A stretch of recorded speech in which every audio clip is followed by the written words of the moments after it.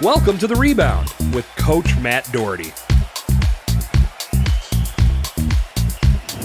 Welcome to The Rebound, where we talk about leadership, resilience, and the lessons learned from setbacks and comebacks. Today's guest is not just a legendary coach, but also someone who's had a huge impact on my life. He coached me in high school, and then he went on to an extraordinary career as the head coach at Davidson College, where he coached NBA great Stephen Curry. Our guest has been the head coach for Davidson College for 33 years. His teams won 23 conference championships, making 10 NCAA tournament appearances, including a remarkable run in 2003 with Stephen Curry. Known for his emphasis on character, leadership, and development, both on and off the court, I'd like to welcome to The Rebound, Bob McKillop. Bob, welcome to the show. Hey, Matt, it's so good to be with you and be a part of your initiative. So thank you for having me. It's a pleasure. You know, it's a real treat. Anytime I get to visit with you, we do that often since we're only about 10 miles apart, you and Davidson, me and Mooresville, and I always enjoy our meals together. You had an itch to talk publicly about coaching, especially today's youth. I really like to give you this platform to take it in any direction you want. I think that a lot of us don't understand that we're coaches in every aspect of our lives. And you and I are both been coaches in the game of sport and game of basketball, but we're also coaches as spouses, we're coaches as parents, we're coaches in the community. And if you look at our world, it's filled with opinions. Everyone has an opinion about this, an opinion about that. They express it via social media, conversation, text message, however it might be. And isn't that coaching? But one of the biggest casualties, I think, is that we rarely, if ever, coach ourselves. And I believe that is a necessary ingredient to start the process of leadership. First, coach yourself. If you can't coach yourself, if you can't lead yourself, how can you expect to lead someone else or coach someone else? 100%. You were a big help in me writing this book, Rebound from Pain to Passion. And I talk about the 6 no's, KNOWS, of leadership. And I make up an acronym because as coaches, we make up acronyms. And NCDMP. It's never catch a deflected pass. I remember that from 1976. And it's still relevant today. It sure is. Yeah. So Stevitt, I talk about a 7-footer from Eastern Europe I recruited, and the S stands for self. The most important thing as a leader is that we need to know ourselves. And how do you get that assessment? Is it through mentors? Is it through failure? Is it through 360-degree surveys? Is it through the trusted advisor, the truth teller in our lives, which in my case, quite often is my wife, and I imagine Kathy is a truth teller for you. How did you get to know yourself as a leader? Failing is a great recipe for knowledge. It tells you what you fell short on. You take a test and you get a 70 on a test and you see the 3 out of the 10 questions you got wrong. Well, you search the answers for those questions, and that gives you a better understanding about how to get that 100. Life is the same way. I remember that very prominent song back in the 60s by Simon and Garfunkel, "Hello, Darkness, My Old Friend. I've come to talk with you again." And you think about that and relative to the night you lay asleep and have conversations with yourself about the day, about tomorrow, about the past, about a mistake, about a success, about a person, about an imaginary conversation you're going to carry on next day in your job and your function. And it gives you great insight as to how to develop yourself, how to become better. You first must understand that it's a journey. It's not a destination. It's something that's ongoing. And those people that fail in life are those people who don't understand that there is still much to learn. And those people that fail in life also never look at themselves and their own failures and why they are where they are and how they can get to that next step on the journey. I spoke to a company yesterday in Hickory, and I used a quote from you that just popped in my mind is loser's limp. You know, when you talked about dealing with failure, a lot of people want to blame others or make an excuse. My ankle hurts, or that my teammate's not very good. Talk about mindset matters. You know, it's so amazing how sports carry over to life and business, and the mindset of, you know, because as a coach you lose a lot, as a player you lose a lot. So what is the mindset when you lose and you deal with failure and you develop a resiliency?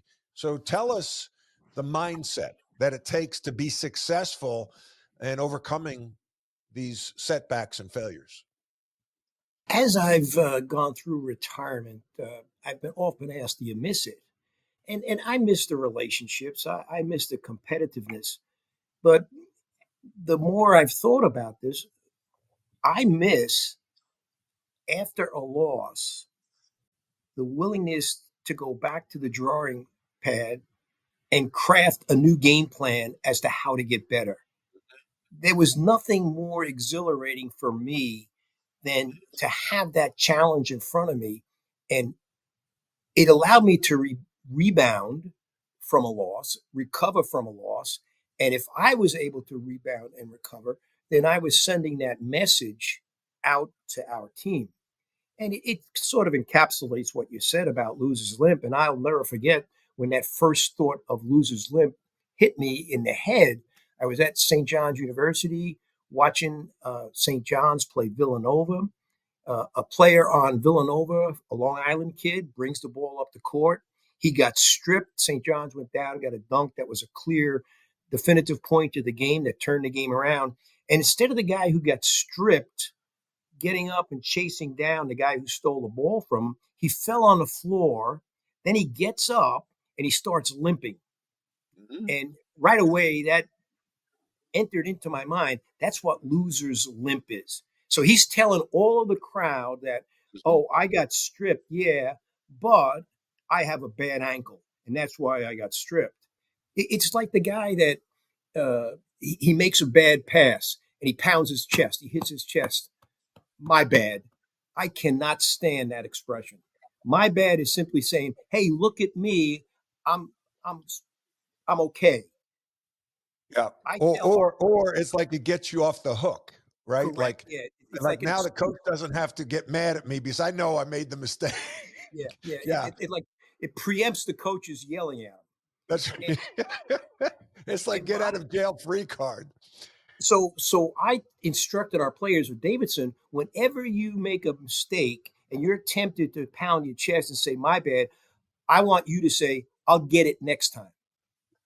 And to your teammates, to yourself, I'll get it next time. And I believe that that is the message of what coaching is and what coaching yourself is: dealing with adversity, dealing with failure, dealing with a mistake, and saying, "I'm going to do it better next time." And boy, what an uplifting experience that is when you take ownership of that, then you communicate that, and then you actually go and pursue it. OMJ Clothing is an elite men's clothing store that provides a vast array of spectacular brands of men's lifestyle apparel for every day. Elevate your business upscale casual at OMJ. Success comes from standing out. So you go. I'd like to go back to the notion of coaching ourselves. You had massive success as a high school coach. I was blessed to have played for you for 2 years at Holy Trinity High School. You did nothing but win championships and develop great players that went on to have good college careers. And then you went to be an assistant at Davidson. You were there 1 year, went back to Long Island Lutheran, and again had massive success. And then you jumped to college, went from high school to coaching college. Very few people are successful in doing that. I was there first 3 years. I want to say 4-24, 9-19, 9-19, something like that. 4-24, 9-19, 11-17. 11-17. All right, talk. And now, failure in sports, everyone sees it. You can't hide from it. In business, you lose a deal. Only a few people know. What was that like for you, and how did you coach yourself through that? I had to, first of all, get rid of, I think, one of the most serious infections that we have in our society. It's the infection of the disease of me. And that's a term that Pat Riley used many, many years ago. And if you analyze what is wrong with our world today, you can readily grasp a hold of that concept. We are infected with the disease of me. My rights, look at me, Yep. what's in it for me. Everything that people choose to pursue in their life is all about them. And I learned that those first 3 years of Davidson were years in which I was infected with that. And my aspiration coming to Davidson was not to stay at Davidson, not to put 2 feet in the door here and make a career here as a permanent journey for myself. It was to get back to the Big East or Madison Square Garden and the Knicks. So I had 1 foot in the door and 1 foot out the door, with the emphasis being on me. Now, we use this acronym, TCC, as the foundation of our program beginning in 1992.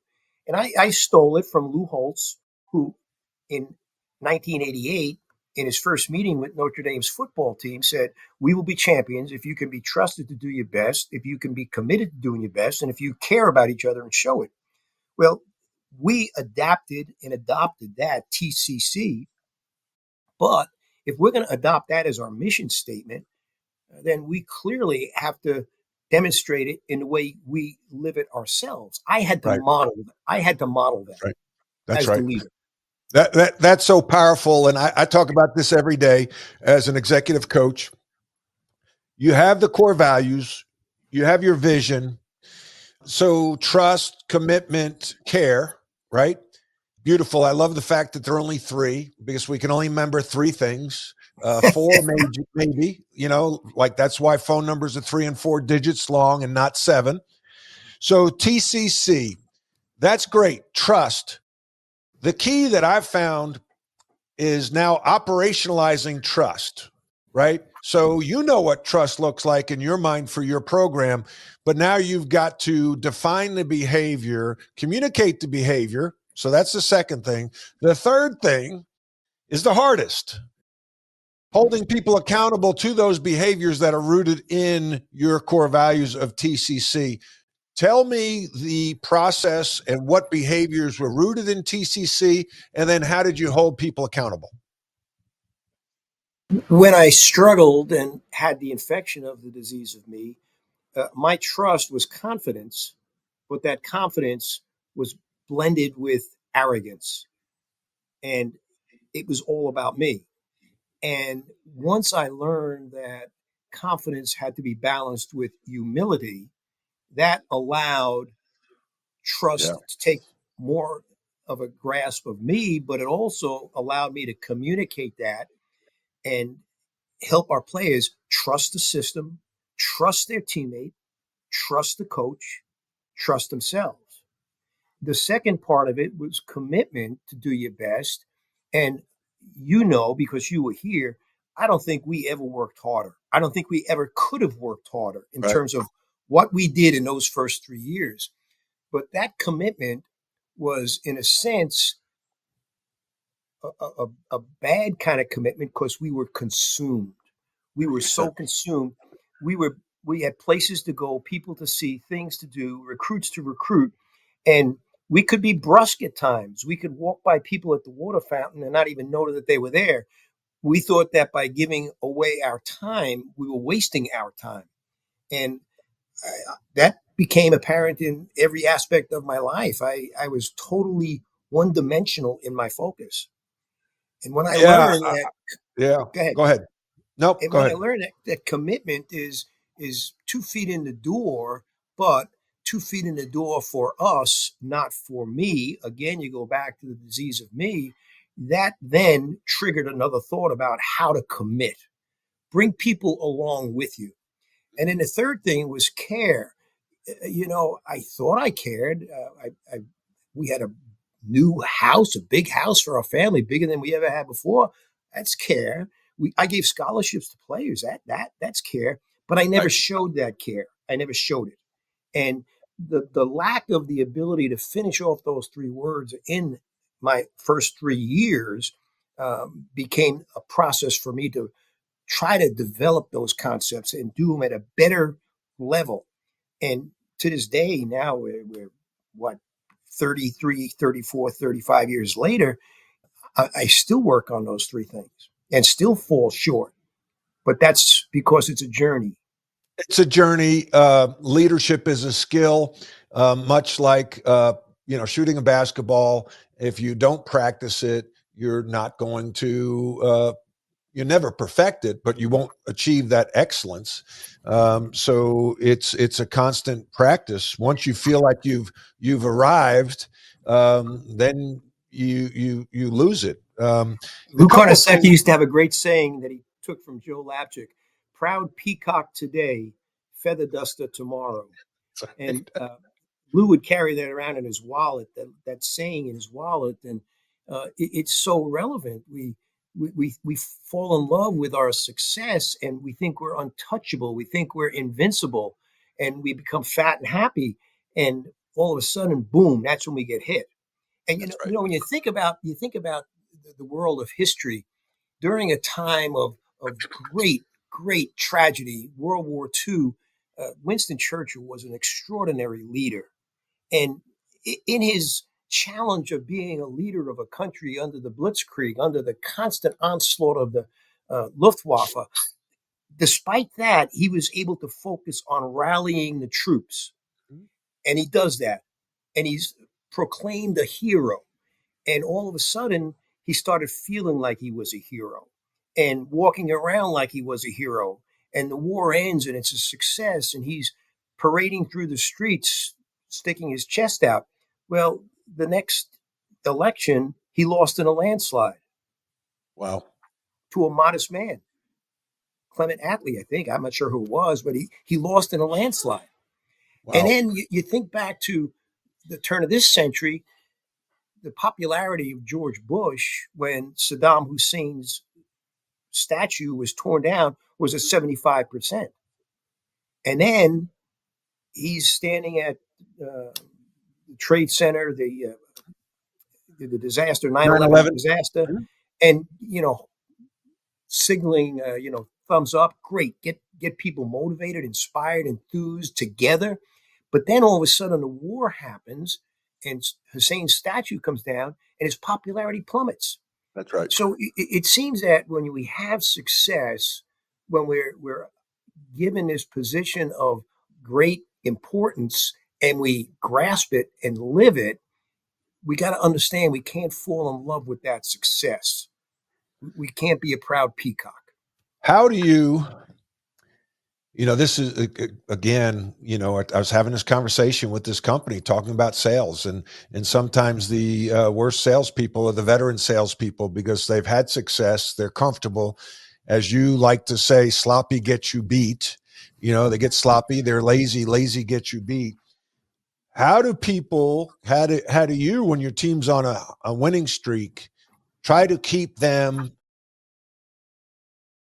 chasing something and not relaxing? I talk about no let up, sense of urgency. How do you keep that instilled in you, your staff, and your team when you're on a winning streak? Well, we use that mission statement of trust, commitment, and care, and then we added upon that what our four daily objectives were and are and should be in life. And these are basketball objectives, but they're life objectives. So every day, written on a wall, we had 4 objectives. I go to a meeting, I go to a video, I go to a one-on-one with a kid, I do individual instruction, practice, whatever it might be. 4 objectives. Get better. Second thing, play to win. Be confident. Let go. Third thing, fight to win every possession. And fourth thing, have fun. Now, you put those 4 objectives, get better, play to win, fight to win every possession, and have fun. Those are things that you control. I can't control, I'm on a golf course, which never happens, but I'm on a golf course and I'm in a tournament and all of a sudden the wind blows up and affects my shot. I can't control that wind. The guy that I'm competing against for the championship, has, what do they call, birdies? He has a couple of these birdies and now I got the pressure of birdies. I can't control whether a guy had a birdie or not, but I can control how I hit. But yet we let these demons, these distractions enter our mind. Mm-hmm. And and I know that one of the first objectives of coaching is to eliminate distractions, eliminate the demons, confidence. So that's what the crowd says, what the referee does, what an opponent does, what your teammate does, what a role assigned to you is.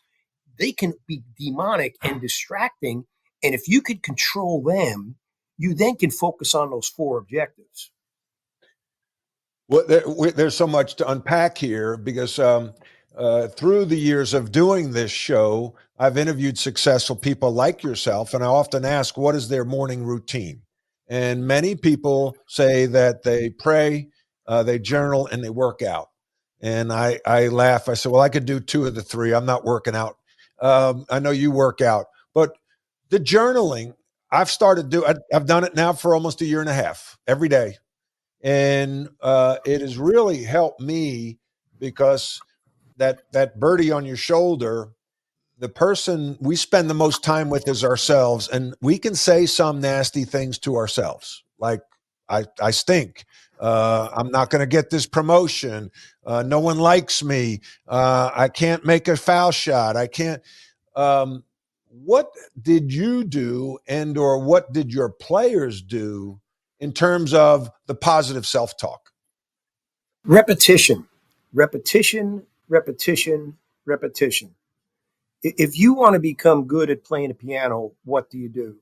If you want to become good at dancing, what do? You repeat, you repeat, you repeat. You want to be a Broadway actress, you have to rehearse and rehearse and rehearse. And it's broken down into small parts and then all put together. Isn't that what life is? So repeat, repeat, repeat. We as human beings get amnesia all the time. We forget. We forget when we accomplish something and we did it as a result of a certain activity. We forget what made that happen. So what I did, just like you say about journaling, I would keep a running record of prayers answered, of tasks accomplished. And I constantly had awareness of that. People used to always look at me on the bench and I'd pull out cards all the time. And they would say to me, boy, I'd love to see your play cards. Well, they were not play cards. What they would, leadership concepts, simple things like they're all you got. Love them. They want to do well. What can you do to help them? There's 10, 15, 20 of these concepts on these index cards, and I pull it out during a game. I'm not looking for an X and O.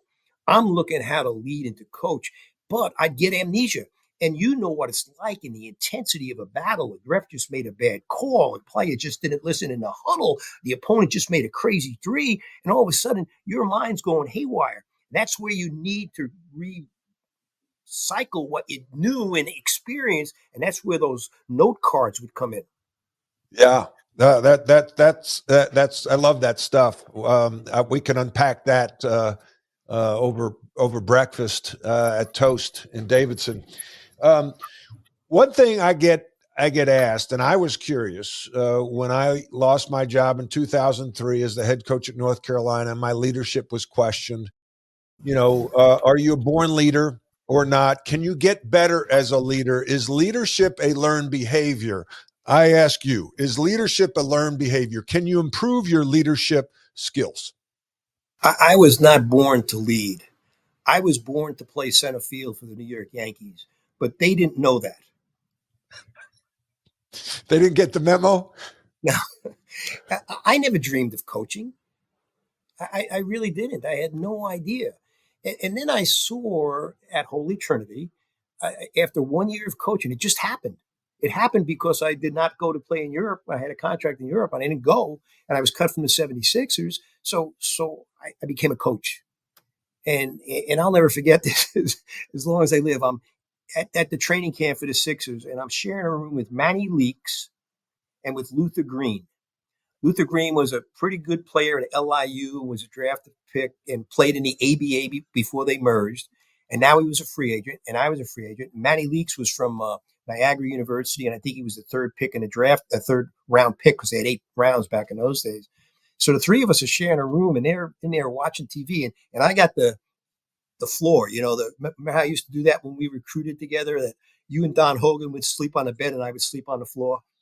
You took the mattress off. We slept on box springs. Yeah. You took like doing us a favor, right? Oh, I'll sleep on the floor, and you take a mattress and all the blankets. We're like, whoa, what just happened here? Yeah. Well, I got a pull-out couch. That kind of gives you a sense of what the NBA was like back in 1972. I did have a pull-out couch, and I'm in the pull-out couch, and they're watching TV, and I'm studying a world history book, because if I got cut, I was going back to Long Island or Holy Trinity High School to teach history. So a memory that is firmly implanted. But I never dreamed about coaching, and therefore I think that leadership and coaching are things that you can learn and you could study, but you have to have your eyes open, and that is so critical. And you must understand, again, you go back to that concept of the disease of me. Why are you doing it? Why are you learning to lead, and why are you learning to coach? What drives that should be a we concept, a us concept, rather than a me concept or an I concept. Yeah. A lot of times I struggled with finding my purpose after I was cut from the NBA. I deal with a lot of successful businessmen and women that in their 50s achieve the dream and sell their company and have money to retire, but now they don't know what to do. All right. You've gone through that. You've seen other coaches go through that. Either it's forced upon them through getting fired or they retire. How did you find your purpose, and how do you coach others to find their purpose? Well, it first starts with an understanding that we, in our profession of coaching, constantly move around from campus to campus in a quest to get a better contract, a bigger stage, higher profile. We're in a constant success to climb that proverbial ladder. And when we do that, as we move from campus to campus, the heart becomes homeless. Where does the heart call home? And one of the things that I treasure today is the fact that my heart's not homeless. I've been here 33 years, and I don't have a beach house and I don't have a lake house, but I got a tremendous family and tremendous friends, and my heart is ever present here on the campus. That's success, my friends. That is success. Let's go back to when you coached me in high school. You prioritized. What were the key lessons you prioritized for us in the in the 70s, and how have those lessons changed today? I don't recall precisely what those lessons were.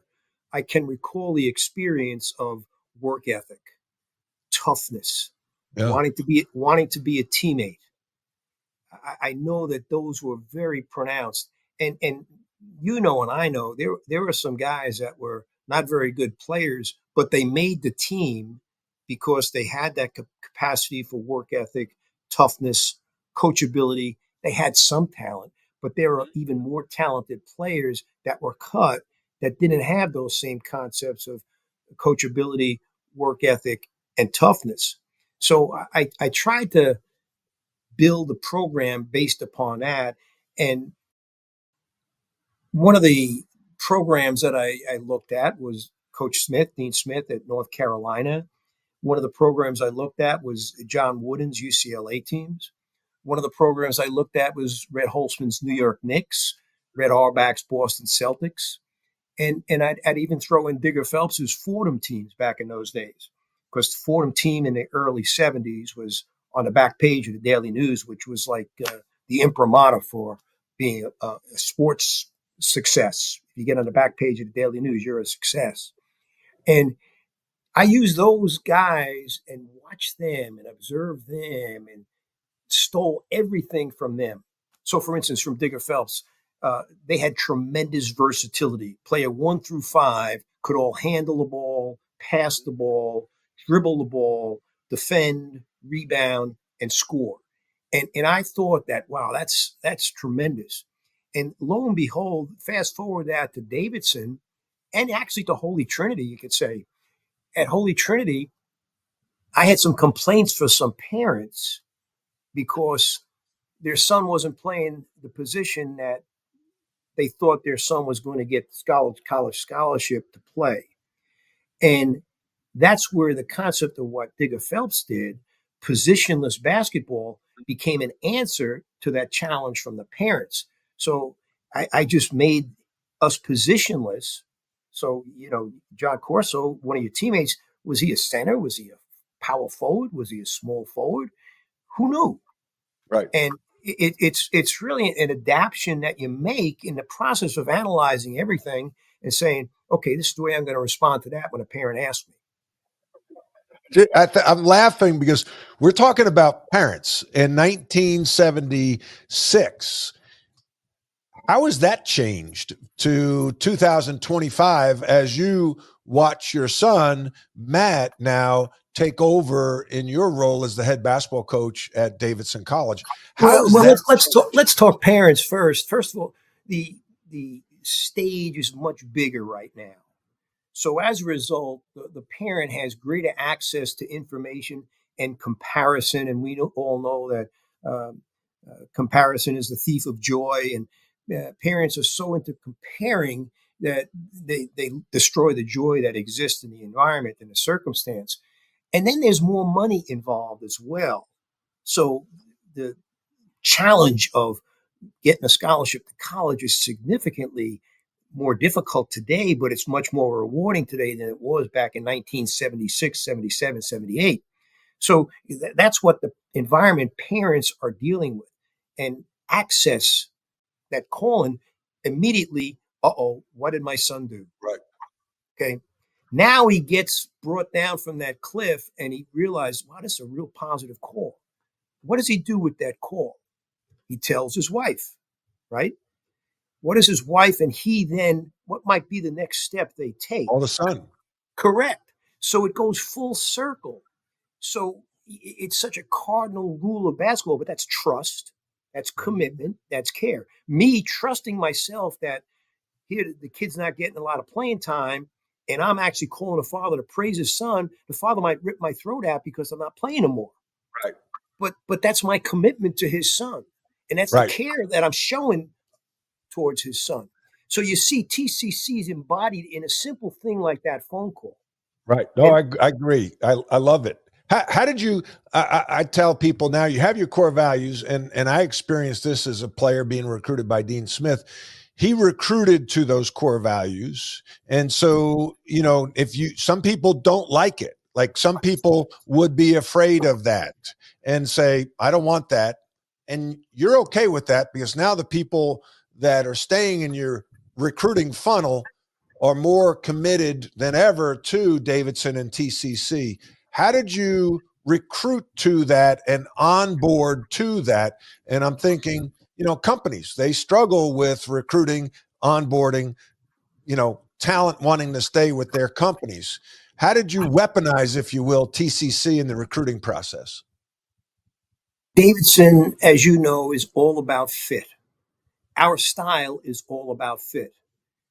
And as a result, I had to make that an ironclad rule. That guy had to fit his teammates, our locker room, our coaching staff, our campus, our honor code, whatever it might be, he had to fit that. So a great study of this would be to look at our team that made the Elite Eight. Stephen Curry. No one recruited him. If I didn't think he was a good enough player, he didn't pass the eye test, but he fit us incredibly well. I watched him play in an AAU tournament in a back gym in an auxiliary gym in Las Vegas, and he was absolutely awful. And yet, we gave him a scholarship that day. That was the day that we made the decision we were going to give him a scholarship. Even though he had turnovers, missed shots, air balls, got beat defensively, the character that he showed when he made a mistake to go on and transcend to the next play, to not point fingers and lay blame, to sit on a bench and cheer his teammates on, to look at the coach in the eye during a timeout, to say nothing to the official, that to me jumped off the page as he checked every box. Now, I want to get back to that thought, but fast forward to this recent Olympics. I went to Las Vegas to watch them play before they left for Paris against Canada. And I watched practice on a Monday, the game on Tuesday against Canada, and spoke with Steph quite a bit while I was there. And one of the things that jumped off the page to me about that experience was Steph was determined. Steph was all business. Steph was detailed. Whereas other guys on the team, they're with the cameras and they're speaking to the media. Steph stayed an extra 30 minutes and did a shooting workout. I mean, he was Steph Curry. And he said one of the key things for him was to be a leader of this team. Now, as the Olympics unfolded in Paris, he really struggled to make shots. Yes. But that wasn't his job in his mind. What his job was, the things he did well, which was cut, pass, cheer from the bench, pat guys on the back on the court, welcome guys back to the bench, be in a huddle and look attentive. He taught all of those qualities that we saw back in Las Vegas in 2005. And wouldn't you know that when crunch time came, then it was time for him to use the great gifts that he had. And that's when he just dismantled Serbia and then dismantled France. And I thought it was really revealing that the last critical shot he made against France was a pass from LeBron James to Steph Curry, and LeBron James then set a screen for Steph Curry. When at crunch time does LeBron pass and then set a screen? Never. To me, that was the stamp of approval of leadership of Steph Curry on that team. Let's go back to Steph. A couple things. We talked earlier about being consumed, and we felt like that was a badge of honor, almost like we worked from 7 a.m. till 10 p.m. and we slept in cars, we slept on the floor. I told a story yesterday. I called Ronald Horton from a movie theater. I'm in the movies with John Corso, and I've got my list on my back of a business card, and the movie wasn't that great. So I go to the lobby, and back then we had to dial the 800 number and then like a 20-digit code and then the number. And if we were really good, when we hung up, we could hit pound and then do the next phone call without putting all the 800 number and the code in. But like that obsession, what's a healthy obsession to achieve greatness? What's a healthy obsession? What's too much? What's not enough? I'm I have an addictive personality. I've said this publicly. I'm an alcoholic. I drank and I quit when I was 26, 27, and it's the best decision I ever made. But I'm all or nothing, and you probably have a lot of that in you, all or nothing. How do you go from first gear to fifth gear and then sometimes just cruise in third? I'm not great at that. How did you come to be able to enjoy your family in the middle of the season? What was the basis for your work? The basis for your work is we're number one, to get to be number one. remember, I learned that I had that disease of me. I wanted Yeah. to be number one. Right. Well, I started to understand that we wanted to be number one. So, in the process of we becoming number one, how could I help? How could I show my care? How could I commit to the players on the team, the coaching staff? So, I live right across the street from the campus. I would get in the car each morning and drive to work. And I took my car to work, not because I was afraid of walking, but because I needed to drive somewhere during the course of the day. And it would take time to come across the street to get my car. So don't jump on me about that, which you always do, which Thanks you for always do. clarifying that, because I was going to pounce on it. Go ahead. So anyway, as I drive to work, and it's a 4 minute, 5 minute drive, I would think in the car, instead of what I have to do that day, how can I help that day? How can I help our assistant coaches give a better performance in the scouting report? How can I get them more on the radar of a head coaching job? How can I help them so that they have a better life at home with their family and they're freed up to leave the office at some point? I would do that about Susan, our secretary. I would do that about the players, the guys that were starting and the guys that were subs and the guys that were not scholarship. I do that about the managers. So in a Right. 4 minute period, I would just, and this was an everyday event, I would just replay that in my head. And all of a sudden it became habit. And as I said, when you create habits, it becomes instinctive and it becomes part of who you are. And it was that experience. And as I could recall today, I walked up the steps of the Vance Athletic Center and its back stairway. And that was my thought. And as soon as that door opened, it was like, whew, now you're on the stage. And Mhm. now the Broadway show is starting. Now we've rehearsed our lines. Let's start executing. Yeah, powerful stuff. I'd like to go back to Steph real quick. Humble, superstar, humility. How do you balance that, right? How does he balance that? How did you balance that? People that have tremendous success, but yet they remain humble. To me, humble confidence equals class. You have that. Steph has that. Um, how do you stay in those guardrails? Where you're not I, cocky, you're not so humble that you don't wear it well, right? Like Steph Curry walks into a restaurant or an event. Yeah, people are going to want to take pictures, and he can embrace that, but he doesn't go outside the boundary of being so arrogant that he knows how to manage it in those guardrails. How? the spiritual grounding in my life, the spiritual grounding in Stefan's life, is a critical component of who we are. Mm. Uh, I am just a product of the grace of God. That's all I am. And everything that has happened in my life has been through God's grace. Steph feels the same way. And if I just want to allude to Steph for a second, people always speak about what a great shooter he is, what a great ball handler he is.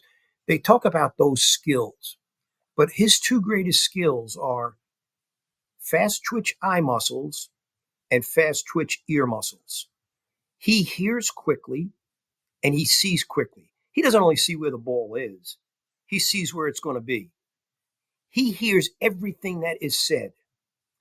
And he listens with the ears of the heart and he speaks with the and sees with the eyes of the heart.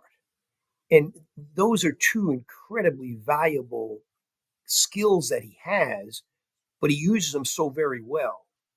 Yeah, Francis of Assisi said, preach the gospel at all times, but only use words when necessary. And Steph embodies that in who he is and how he treats people. And that shows the spiritual grounding that is such a vibrant part of his life. Now, Yeah. you said the word embrace. He embraces the crowd as he walks into a restaurant and wants a photograph with Steph. And boy, I've never seen anyone like him do those kind of things to the extent that he does them.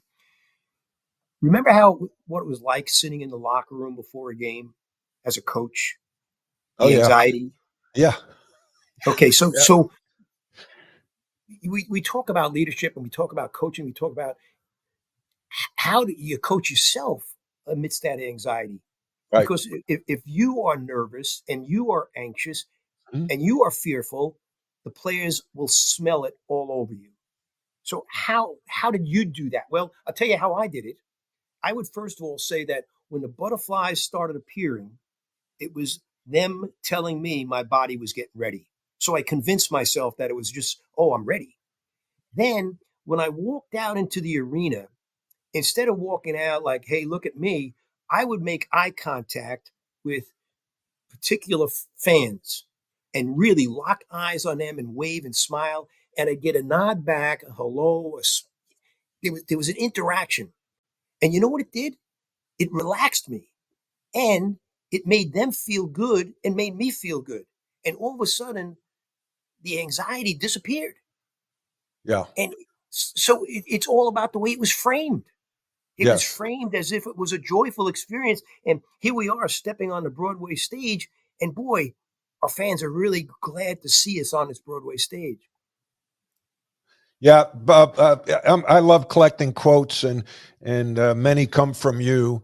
Bill Walsh, the famous coach of the 49ers, San Francisco 49ers, said that all good leaders have some actor in them.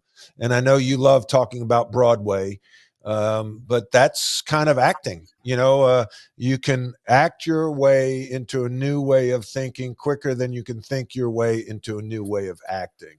And you can learn. These are learned behaviors, and that's why I'm in the position I am now. I like to teach and coach. I'm a teacher and a coach, and now I'm just doing it with business owners and executives. And these lessons that we learn through sports are transferable.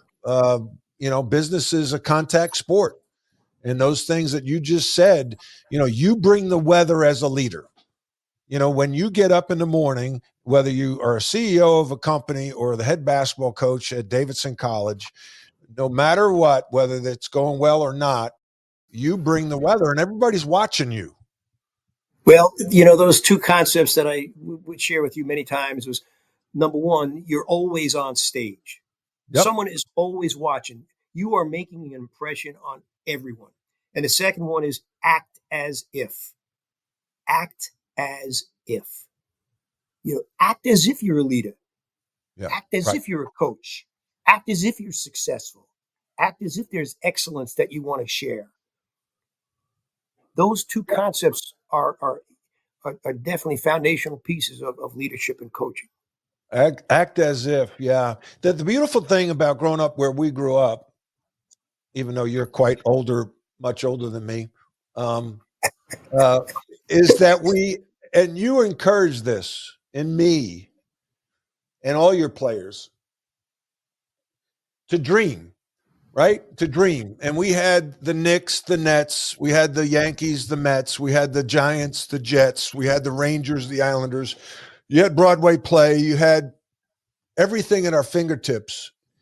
And we could go then to the park and be by myself on a Saturday morning and be the New York Knicks and dribble the ball down, act like I'm Walt Frazier and Earl Monroe and Bill Bradley and Willis Reed and Dave DeBusschere and play that in my mind and hit the winning shot. Listen to the crowd go crazy. Visioning that is, as you know, we learned through sports, it's almost as good as actually going through the real experience. You probably didn't notice, but Albert Einstein was a coach. One of the great statements that Albert Einstein said was, imagination is greater than knowledge. Wow. Yeah. Imagination encircles the world. Knowledge is just there, but imagination encircles the world. And the concept of images is an extraordinary part of the process of your journey. imagination, dream. Well, listen, let's go with some rapid fire segment here. Light, fun-hearted questions to close the interview. This has been a real thrill for me and I'm sure our audience. Could I just interject Of quickly one course. thing? Of Uh, course. one of the things I wanted to share with you is about parents and coaching your children. And you asked me about Matt being the head coach of Davidson. One of the hardest things I had experienced as a coach was I had the greatest joy of coaching our two boys, Matt and Brendan, and they both wore Davidson on their heart and performed very, very well like Davidson was on their heart. So they were great teammates, great workers. They fit our profile perfectly. But because I was the head coach, if I was to praise them, whether it be in the media or in the locker room, it would be like, oh, he's saying that just because they're his sons. And I would tell them that privately all the time, how proud I was and pleased and how good they were. But I never said it publicly. And it's one of the great shortcomings I had as a coach, that I didn't trust myself enough. Didn't trust myself enough to say what was really true. And they were they had such a shortcoming because of that. That was something that I took from them. And I counsel parents all the time: don't ever hesitate to tell your child or say publicly how good your child is. Trust yourself that you really believe that and it's true. Yeah. So why not say it? Why should they be, That's why right. should they not get that? So I Yeah. think that's a critical point. Yeah, we in executive coaching, I talk a lot about don't operate out of fog, fear, obligation, guilt, right? The fear of what others will say, the Correct. obligation that I'm supposed to do it a certain way, or the guilt of if I praise this person, I'm sure. Yeah, what we say to ourselves, we can really do a number on ourselves. Yeah, that was a powerful, really powerful. Thank you. All right, rapid fire. Who was the toughest player you ever coached against? Toughest player I coached against? Yeah, yeah.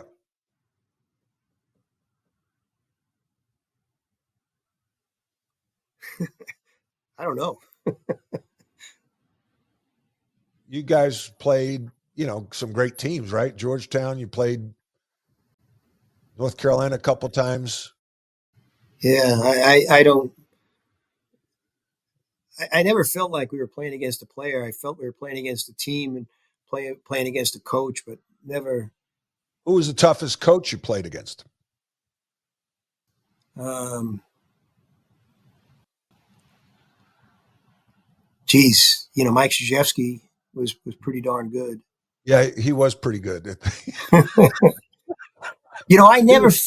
I never feared coaching against someone that was brilliant with X's and O's.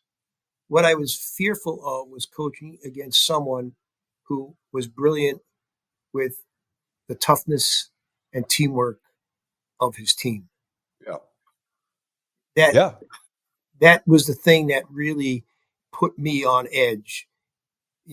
If his team shows up with toughness and teamwork, playing hard every possession, that scared me. That was what Mike did. Uh, I remember Danny Hurley. His teams at Rhode Island were the same way, and there are countless coaches who bring that to the table all the time. And but I guess Mike is one that really represented that very well. Best game you ever been part of? Most memorable game? Oh my! I coach 1,000 games. I coached 250, 300. I'm not a what's my favorite dessert kind of guy, Matt. Tell me, what do you like? Chocolate cake with ice cream? What do you like? Tiramisu? What do you like? Pecan Yeah. pie? Yes. Yes. So that's me. All right. So what's I'm 0 for 2 right now. So what's one book every coach should read? There's a great book called Legacy by James Kerr. It's Yep. about the All Blacks, Yep. the rugby team from New Zealand. And you know what's fascinating is that when you have experiences in life and then you read about them in a book. So in other words, it's nothing that you uncovered. It's something that's been going on. And their legacy is one such book. A lot of things that the All Blacks did, and I had no idea who the All Blacks were, are things that we did at Davidson. Like, clean the shed, which is what they used to do after every game. Well, we used to clean the locker room after every game. Yep. But, there's another book that is very much like that. The Bible. It's unbelievable how the Bible becomes alive in your daily life.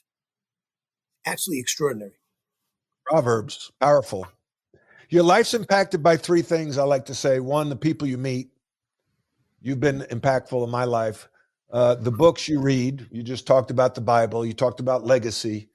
And then the trauma in your life. And for me, it was losing my job in 2003. And for you, what was the trauma in your life? Brought to my knees and failure. Yeah. And you can embrace it. As Nelson Mandela says, I never lose. I either win or I grow. I either win or I learn. And you learned. We both learned. Bob, thank you for sharing your wisdom today. You don't have any more questions for me? Is that all you want to know? If you enjoyed today's conversation, subscribe to the Rebound Show, where we explore leadership lessons from sports and beyond. Leadership is a learned behavior. We all lead in some way, shape, or form. We all deal with adversity. And when you do, I challenge you to rebound. I challenge you to learn and grow. If you'd like to contact me about executive coaching or giving a keynote talk, you can reach me at dohertycoaching.com. That's DOHERTY.com. Thank you for tuning in. OMJ Clothing is an elite men's clothing store that provides a vast array of spectacular brands of men's lifestyle apparel for every day. Elevate your business upscale casual at OMJ.